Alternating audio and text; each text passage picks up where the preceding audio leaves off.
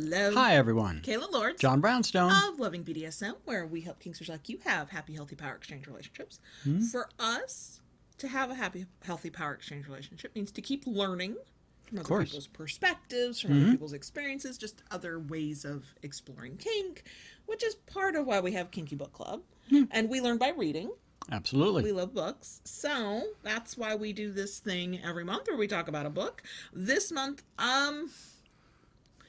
yes, it was a learning experience.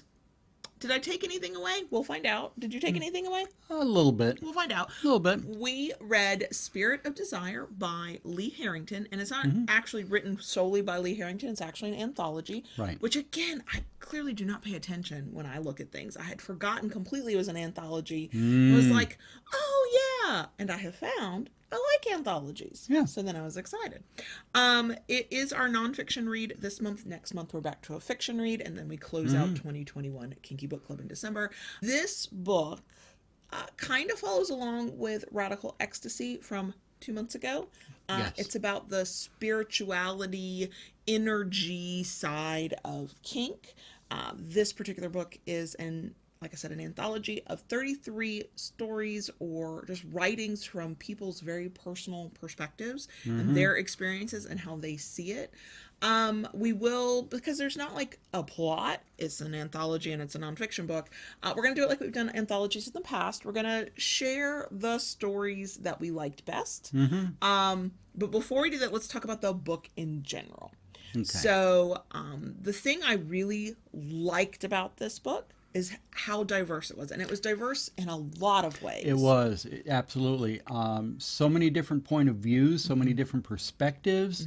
It was definitely eye-opening in that aspect. Multiple belief systems, multiple forms of spirituality in the way that people looked at it, walked through it, viewed it, experienced it.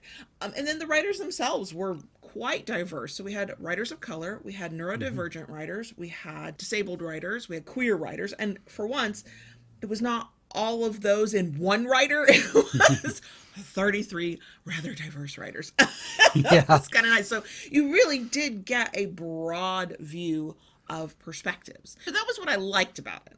I also liked that the way all the writers handled talking about spirituality and beliefs was a little bit like how we feel that kink should be handled, which is their way of looking at a spiritual connection, whether that was God or something else, was completely different. And I think every author made a point to say, this is how I see it and how I work with it and how I view it and how I experience it. And it is perfectly okay if nobody else sees it this way.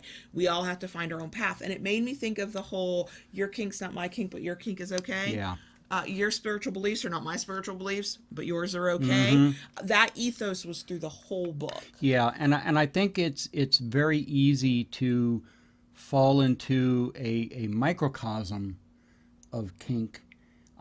Because, what we practice, we do a lot at home. Occasionally we go to the dungeon and we, see some different aspects. But you just see what's in that little world. Your own little bubble, for sure. Yeah. And this was really eye-opening in that aspect, to see that there were so many different aspects that people practice and follow. Yes. And that... So I'll go ahead and say, spoiler alert, much like Radical Ecstasy, I ended up having to skim through it because some of the stories and some of the perspectives, while they are meaningful and important, did not hit me. It was so outside of my realm of being and how I view the world and how I move through the world that some of it just could not keep my attention. I was like, I feel like I'm reading a textbook from college. And that's not any knock at any of the writers at all. It was just I didn't connect with it, and I could have forced myself to go word by word, but I'd still be reading it. And so we did the same rule that we did with Radical Ecstasy, is when it got to a part that just wasn't for us, skim right through until you got to the part that was for you. Yeah. So that takes me to the part where I feel kind of bad, but also not. That the more I read, the more I realized maybe one day I will be a more spiritual person. Maybe one day I will find a spiritual path. I celebrate and honor the fact that this is how a lot of people experience kink, is through certain levels and types of spirituality. I am very much grounded in the here and now and right here and what I can see and what I can touch. And that's who I am. And I'm okay with that. So on that end, it ended up being a book that I probably would not have picked up if not for Kinky Book Club, which I also think that's a good thing sometimes to read outside of your comfort zone, because you pick up on stuff.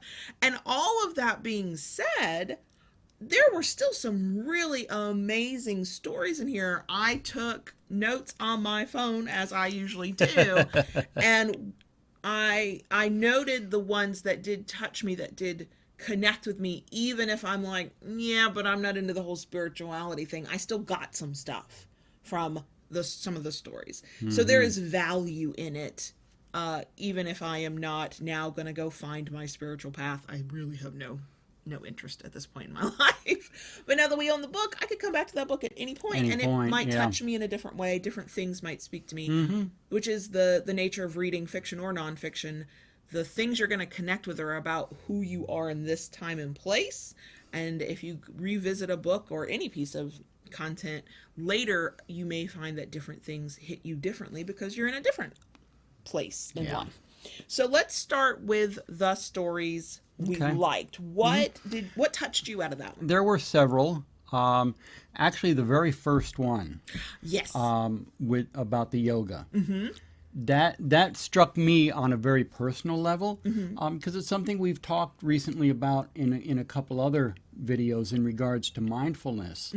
All right, and how it kind of applies. So I found myself reading that, and I'm doing a lot of yeah.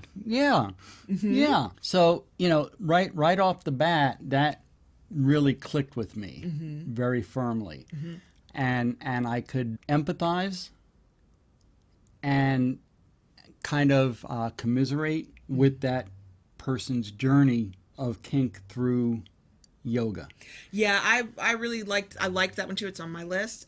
There was a certain point, so the author's talking about practicing yoga and kind of getting into it and learning what their body can do.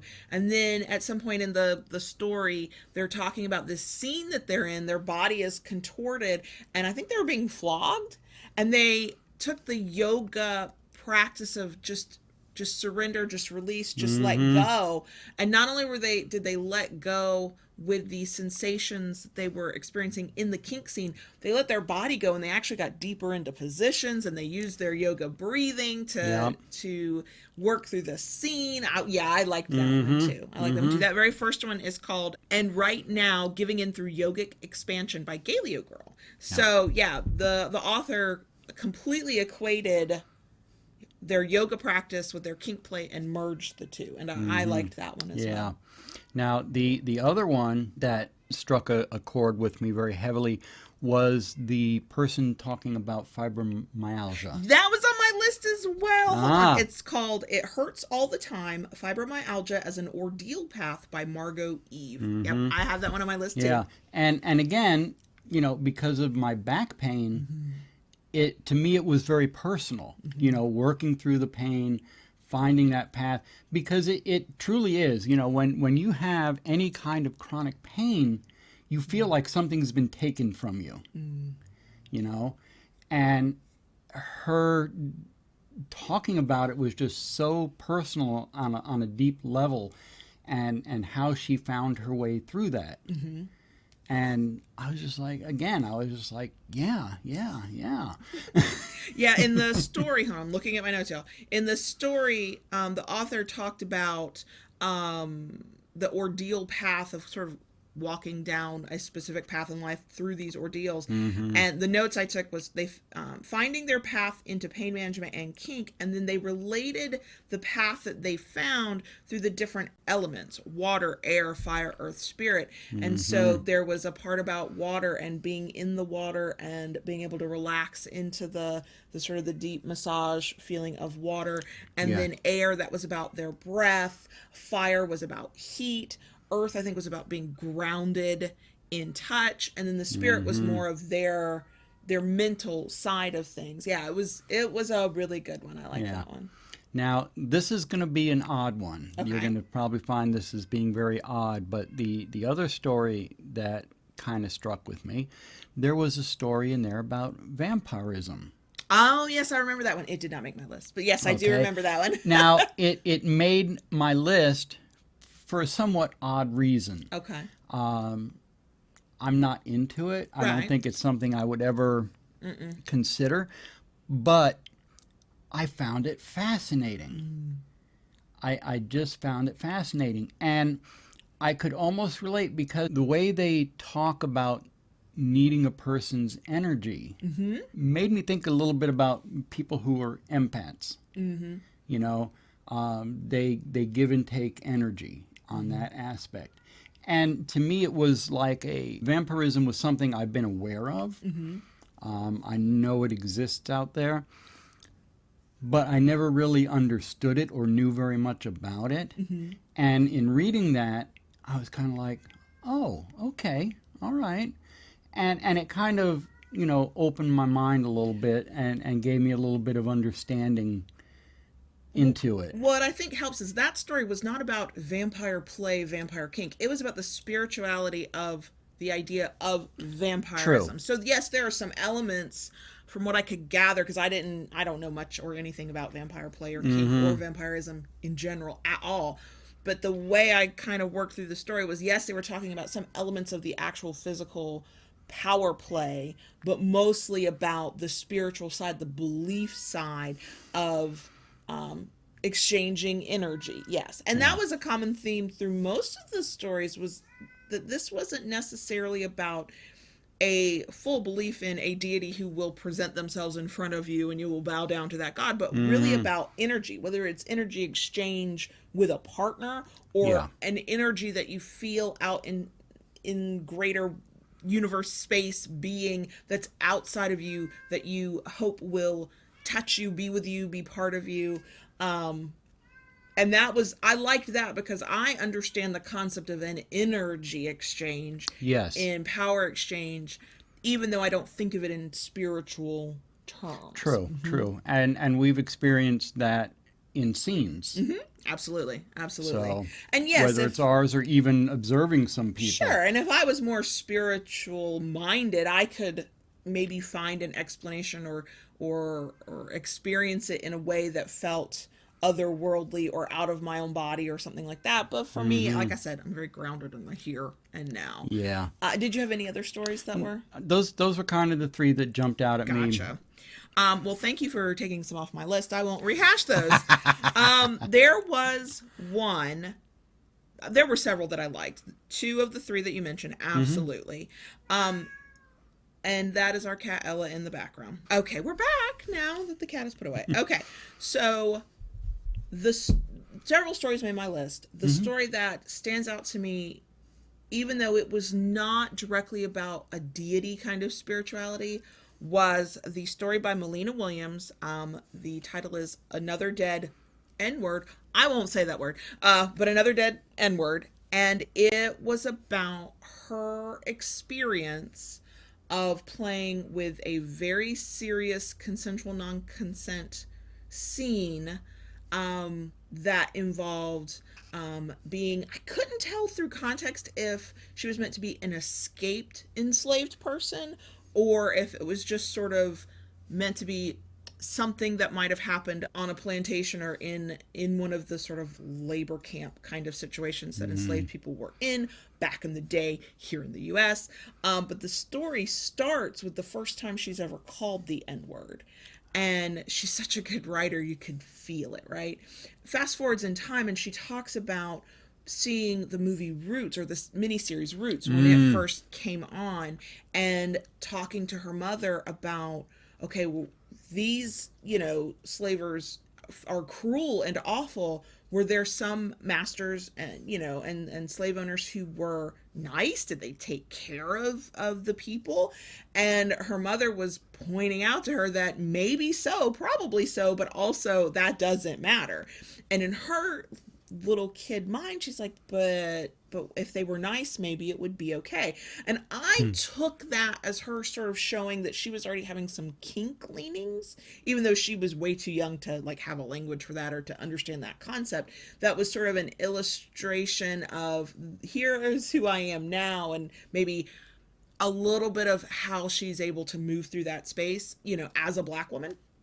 So then you jump through time again, the story kind of moves from that journey into who she is in the scene and experiencing the scene, and she's writing it obviously from her perspective, and the trauma is, to me, very clear. And part of what she had said was, to herself, she had said that if that had ever been her back in those times, that she would have fought back, she would never have given up, whatever. Well, she negotiated a scene with a white partner, and then however else, because there ended up being other people sort of involved. And in the middle of the scene, she got so lost in the scene that she was willing to die. She thought it was so real. She was no longer understanding that this was under her power to stop. If she safe worded, it would have ended. And she was so far gone in the trauma and the pain of it that she was wishing for death. And she was not just wanting it to end, but wanting to cease to exist if it would make this pain go away. And part of the pain was physical, but a lot of it was mental and emotional. And then further into the story, like at this point, I'm like, I'm barely breathing. Like I'm just holding my breath the whole time. And she talks about how it ended up being a problem where she was too far gone. Her partner and the other people in the scene who were ostensibly bystanders, but like ended up getting into it, like literally dragging her back. They thought it was part of the scene. They didn't check in, read cues. They went too far. That it was, the scene itself ended abruptly because the dungeon closed. And so it wasn't even a winding down of the scene, apparently. Yeah. She did not want aftercare from her partner, because I can see why. That would have been very traumatic. He was beating her. He thought consensually, but apparently not at some point. And she talks about how over time she forgave everybody involved in that scene except for herself. Yeah. And it was because she had thought that she would fight back. She had thought she would be, quote, stronger than she was, and she considered herself weak for going down that rabbit hole and forgetting reality and just wishing to die if it would make it stop. She'd do anything to make it stop. And it was heartbreaking. The context clues I got from it, it seems like maybe she does not play that way anymore. She did talk about how her community that she was in, at least at the time, because this is a 2010 publication, I believe. So several years have gone by since then, but that she was considered a really on the edge player, and it kind of gave her a bit of a reputation in her community, and actually she was traumatized over it and having to deal with her own emotions and getting through it. And it was not about an outside deity spirituality. It was about herself, and maybe that is another reason why I cannot relate to it. I'm not even going to say relate is not the right word. Maybe that's why part of why it resonated with me on that level, because I don't even, in my memories of reading the story, I don't remember her crying out like, "Oh God, please save me," or "Oh, whoever I believe in, please save me." It was more about her spiritual self and coming to terms with what happened to her, coming to terms with who she thought she was, coming to terms with who she thought she would be in a different situation. And we can never know who we would be in that kind of looking back at past people and what they did and whatever. It was powerful. It was knock your breath out of you powerful. And I think there's a lot to be said about losing yourself in a scene of any kind, and that to me is the danger of any kind of seriously mentally and physically taxing scene that takes you out of who you are in present day and kind of puts you, I mean, it was good. It was so good. It ended up being my favorite story of the whole anthology because it was so powerful. Yeah. And it had nothing, it was the one story that had nothing to do with an outside kind of spiritual connection, which maybe that explains something. There were two others that I liked, and they're kind of on different sides of the slash, if you will. So one was called Finding the Slow Path by Joshua Tenpenny, and this was about the author's journey to figure out their spirituality, like what did they believe, and a lot of the path that the author went on was, I tried this religion, I tried that one, I tried this one, and figuring out that what they need are rules, and they need to know what to expect, and that the person they trusted most to lead them was actually their dominant partner. And so they asked and got the consent of their partner, okay, I will submit to you, will you be basically my spiritual dom as well as everything else? And part of, like, that part, that didn't resonate with me because, okay. But the things that resonated were where the author was talking about the comfort of knowing that you have a partner that you trust, and that they will demand things of you that you would not otherwise demand of yourself, but they will only demand things that they believe you're capable of. And also the trust that comes with a dominant partner making a choice for you, or giving you a choice of how to do something that is just different from what you would do, and not bad or good, just different. And you, as a submissive, kind of taking a path you would not have taken because somebody outside of you is just making a different choice, and trusting that the decisions are made with your best interests in mind. Like, this is not meant to hurt you, traumatize you, harm you. It's meant to help you grow, or it's meant to, it's going to keep you safe, even if it's just not the path you would have chosen. And I really liked that, because I get that on a submissive level. I get that with you, of I can give up control because I know that your choice might not be the choice I would make, but it is going to be a good one, and you are making it with my well-being in mind. So I don't see it as a spiritual thing, while others clearly would, but I can relate to it. Yeah. And then the last one on my list, because there you touched on some I liked, was called Service Topping as a Spiritual Practice by Lady Elsa. And what's funny is, again, as a spiritual practice, no, that part didn't do it for me. The idea of service topping and being of service, in that case, the being of service was fascinating, because the way Lady Elsa talked about it, I could relate as a service submissive. Like, I'm not hitting you with anything, I'm not topping you, but the thought and feelings behind wanting to be of service totally resonated with that. I was like, yes, I totally get that. No, it's not about my spiritual path and whatever. Deeper meaning, sure. I'm not in that headspace to think about that. But the idea of wanting to do it to serve somebody or something greater than yourself, I can absolutely relate to that. And that's what I liked about this book. Even though I am not a spiritual person, there were some stories that talked about different gods people believed in, and I kind of went, okay, sure.